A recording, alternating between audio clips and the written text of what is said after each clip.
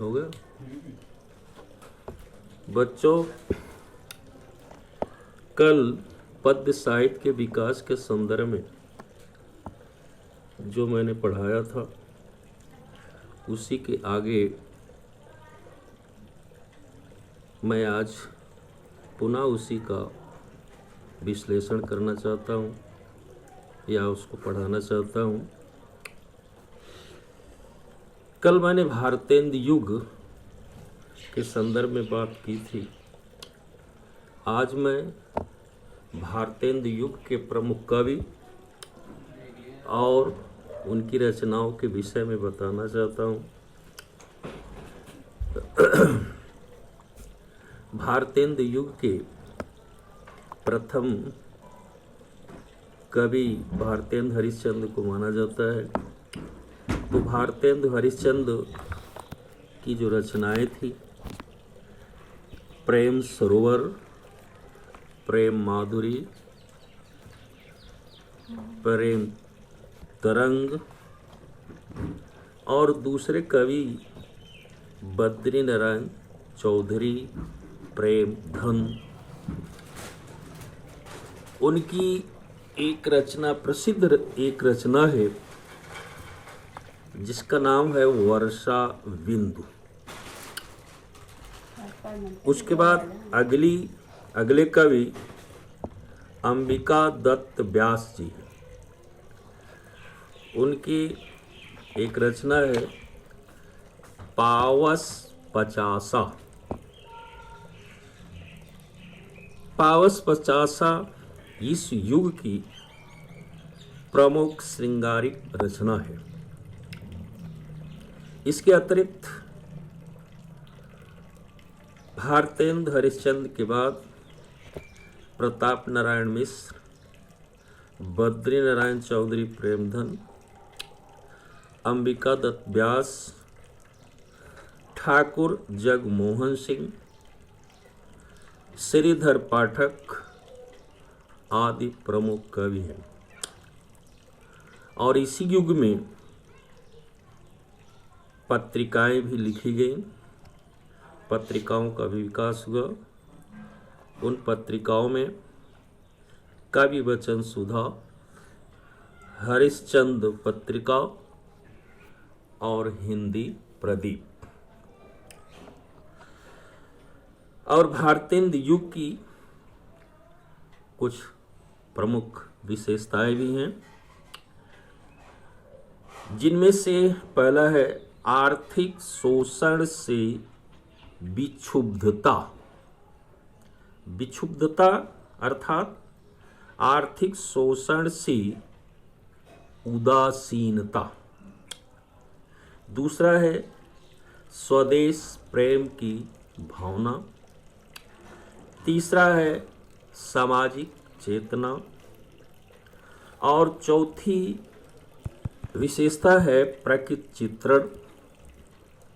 और पांचवी विशेषता है श्रृंगारता। तो भारतेंदु युग में इन्हीं विशेषताओं के ही आधार पर या इन्हीं से ही संबंधित कवियों ने रचनाएं की हैं।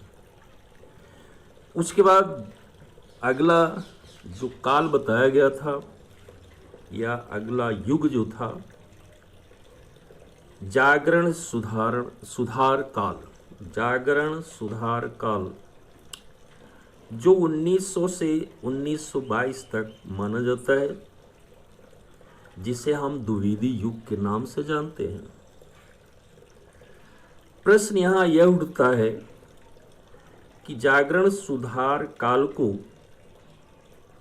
हम द्विवेदी युग के नाम से क्यों जानते हैं?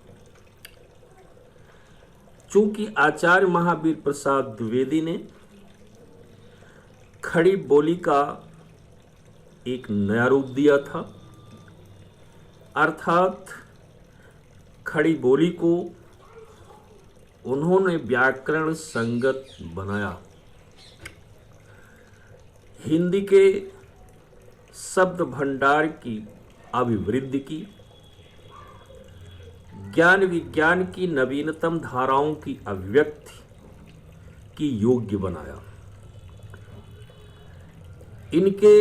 इन्हीं प्रयासों से हिंदी भाषा और साहित्य का संपूर्ण विधान ही परिवर्तित कर दिया, और इसी अमूल्य योगदान के कारण सन 1900 ईस्वी से 1922 ईस्वी तक के काल का द्विवेदी युग के नाम से जाना जाता है। अब इसके बाद मैं द्विवेदी युग के जो प्रमुख कवि हैं और जो रचनाएं हैं उनके विषय में बताना चाहता हूं। तो द्विवेदी युग के कवि अयोध्या सिंह उपाध्याय का नाम आता है। अयोध्या सिंह उपाध्याय ने प्रिप्रवास, वैदेही वनवास, चुभते चौपदे आदि की रचनाएं की हैं। इसके बाद दूसरे जो कवि मैथिली शरण गुप्त जी हैं। मैथिली शरण गुप्त ने भी साकेत, यशोधरा, अनघ, द्वापर आदि इनकी प्रमुख रचनाएं हैं। इसके बाद सियाराम शरण गुप्त जी का एक रचना है जिन्हें अनाथ के नाम से जानते हैं। इन कवियों के अतिरिक्त कुछ और भी कवि हैं जिनमें रामचरित उपाध्याय, लोचन प्रसाद पांडे का भी नाम आता है। इसके बाद द्विवेदी युग की कुछ प्रमुख विशेषताएं भी हैं। पहली विशेषता है यथार्थ प्रधान भाव। द्विवेदी युग की पहली विशेषता यथार्थ प्रधान भाव। दूसरी विशेषता है स्वदेश प्रेम की अभिव्यक्ति। तीसरी है समाज सुधार की भावना। चौथी है प्रतीकात्मकता और खड़ी बोली हिंदी का प्रयोग। इस युग में, इसके अतिरिक्त इस युग में कुछ पत्रिकाएं भी लिखी गई हैं जिनमें महावीर प्रसाद द्विवेदी ने सरस्वती पत्रिका का संपादन किया और कृष्णकांत मालवीय ने मर्यादा पत्रिका का प्रकाशन किया था। इसके अतिरिक्त इसी युग में गणेश शंकर विद्यार्थी ने प्रताप पत्रिका का, बालकृष्ण शर्मा जी ने प्रभा पत्रिका का, चंडी प्रसाद हृदयेश ने चांद पत्रिका का, दुलारे लाल भार्गव इन्होंने माधुरी पत्रिका का, और अंबिका प्रसाद जी ने इंद्र पत्रिका का प्रकाशन किया था।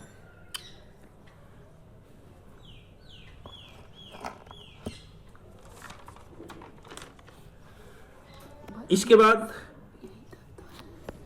मैं कल जो है छायावाद की प्रमुख विशेषताएं और छायावाद के प्रमुख कवि, प्रगतिवाद और प्रगतिवाद काल के प्रमुख रचनाएं और उनके कवि के विषय में कल मैं चर्चा करूंगा। कल इसके विषय में बताऊंगा। इसी पर मैं अपनी बात को समाप्त करता हूं।